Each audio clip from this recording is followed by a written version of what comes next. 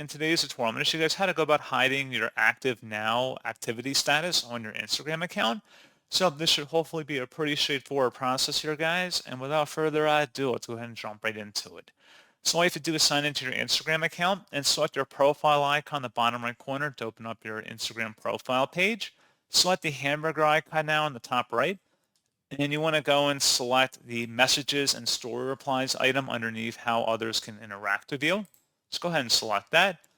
And then you want to select where it says show activity status. So if you want to show or enable activity status, so accounts you follow and anyone you message can see when you were last active or are currently active on Instagram apps. So if you want to turn that on or off, just toggle to the right if you want it enabled. And if you want to disable activity status, you can just click inside that oval one time and turn it off. So then activity status has been disabled as you see on my screen here. And that's pretty much all you'd have to do. So pretty straightforward process, guys. And as always, thank you for watching. I do hope that I was able to help you out, and I do look forward to catching you all in the next tutorial. Goodbye.